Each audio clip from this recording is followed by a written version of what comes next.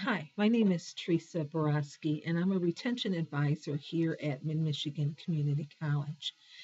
Chances are you're watching this video because you received an email or a letter in the mail from the financial aid office informing you that you are on something called financial aid warning. At first, you may be quite concerned as to what this means. You might not understand what it means. The first thing is that this is not the end of the world.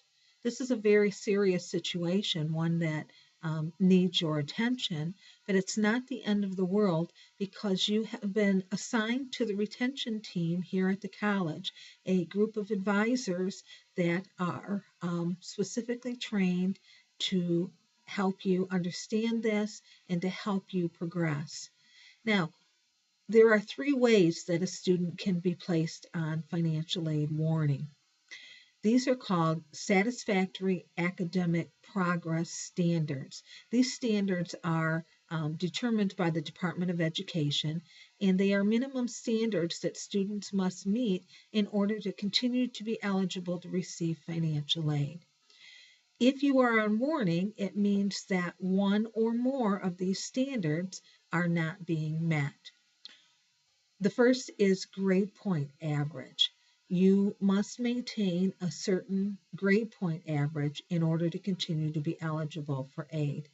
The second is called a completion ratio. And we determine your completion ratio by taking the number of credits that you've actually completed and dividing it by the number of credits that you've attempted. If you failed or withdrew or repeated several courses, your completion ratio may be too low and not meet the minimum standards. The final way that you could be placed on warning is something called maximum time frame.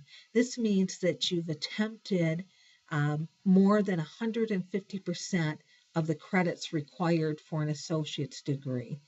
If you are on maximum time frame, you may have already graduated, you may have transferred in a large number of credits, you may have switched programs multiple times. In any case, if one or more of those standards are not met, then a student is placed on financial aid warning for one semester. That's your situation. One of two things is going to happen to you at the end of this semester. Either you're going to meet those standards, you'll have the acceptable grade point completion ratio, you'll resolve your maximum time frame issue with an appeal, or you won't. If you meet those standards, you'll return to eligible status, and any restrictions that are placed on you, such as a block on MidWeb and assignment to a retention advisor or the retention team, will be lifted. If you don't meet those standards, then you will become ineligible to receive financial aid. This does not mean that you can't attend mid. It simply means that you are not able to receive financial aid. That includes loans and scholarships and grants. You will either have the option of filing an appeal if you have very serious mitigating circumstances, or you'll need to pay out of pocket for however long it takes to get your standards up to those standards that are acceptable.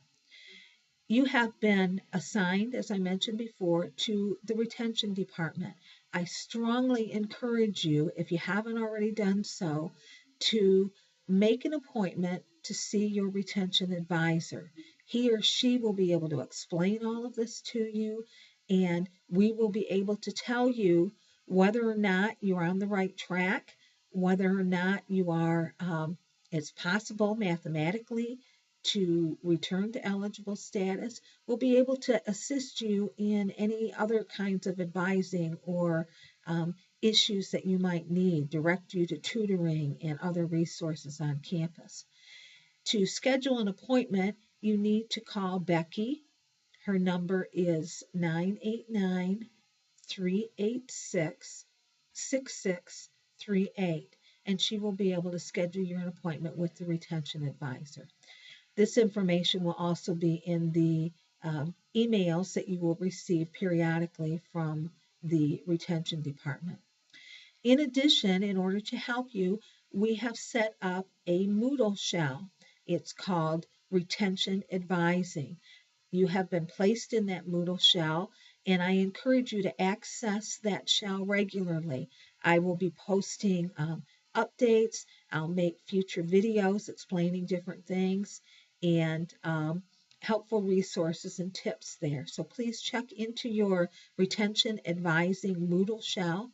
And if you have any issues that you don't understand, check first with the financial aid office to have them explain it, or schedule an appointment with a retention advisor.